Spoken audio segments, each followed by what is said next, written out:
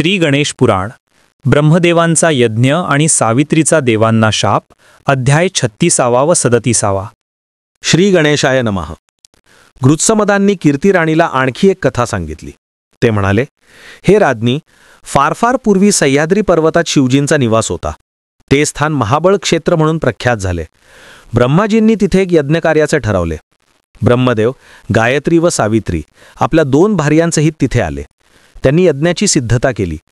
यज्ञारंभी सावित्री गृहकार्यात मग्न होत्या. त्यामुळे ब्रह्मदेवांनी गायत्रीला बरोबर घेऊन यज्ञास सुरुवात केली. त्यामुळे सावित्रीला फारच संताप आला.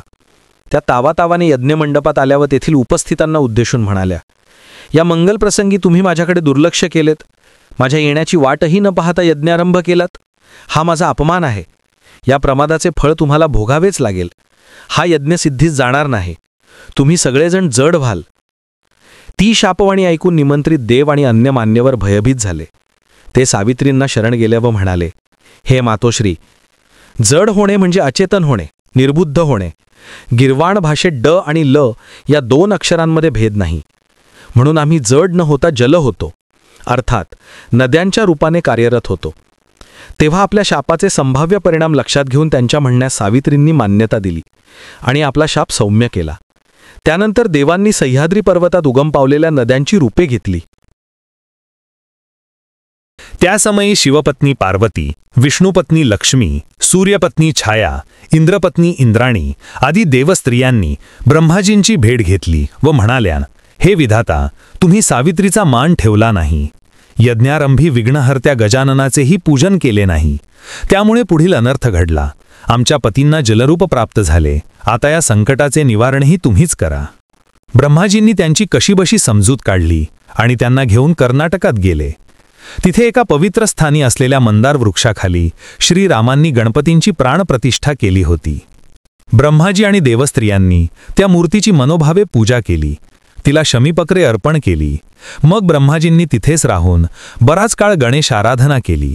त्यामुळे प्रसन्न झालेल्या गणपतींनी त्या सर्वांना चतुर्भुज स्वरूपात दर्शन दिले. ब्रह्माजींनी गणपतींना आपले मनोगत सांगितले. तेव्हा गणपती म्हणाले, हे विधी, सावित्री महासाध्वी आहेत. त्यांचे शापवचन मी खोटे ठरवू शकत नाही. पण यापुढे नदीरूप झालेले देव अंशरूपाने नद्यांच्या ठाई आणि अंशरूपाने तरीही पूर्ण स्वरूपात त्यांच्या स्त्रियांसमवेत राहतील एवढीच व्यवस्था मात्र करतो. ते आशीर्वचन ऐकून देवस्त्रियांना फारच आनंद झाला. शापग्रस्त देवही अंशरूपाने तिथे आले. त्यांनी गणपतींना वंदन केले व म्हणाले, हे गणनाथा, यज्ञारंभी तुमचे विस्मरण झाले. या अपराधाबद्दल आम्हाला क्षमा करा. यापुढे असे कधीही होणार नाही. मग त्या सर्वांनी गणपतींची शमीपत्रांनी पूजा केली. त्या स्थानी गणेश मूर्तीची प्राणप्रतिष्ठा केली. त्यांना हेरंफ हे नाव दिले. ब्रह्माजींनी तिथेच वास्तव्य करून 12 वर्ष तपश्चर्या केली आणि गजाननांना प्रसन्न करून घेऊन यज्ञ समाप्ती केली. मग ते सत्यलोकी गेले. ऋषी घृतसंबंध कीर्तिराणीला म्हणाले, हे राज्ञी, असे आहे शमीचे महात्म्य. हे महात्म्य जो श्रद्धेने श्रवण करील त्याच्या सर्व संकटाचे निवारण होईल. त्याचे सर्व इष्ट मनोरथ पुरतील आणि त्याचे कल्याण होईल. श्री गणेश पुराण अध्याय 36 आणि 37 समाप्त. व्हिडिओ आवडल्यास व्हिडिओला लाईक, शेअर, कॉमेंट आणि सबस्क्राईब करा. शेजारील बेल आयकनचे बटन प्रेस करा म्हणजे तुम्हाला माझ्या नवीन येणाऱ्या सर्व व्हिडिओचे नोटिफिकेशन मिळेल. व्हिडिओ बघितल्याबद्दल धन्यवाद.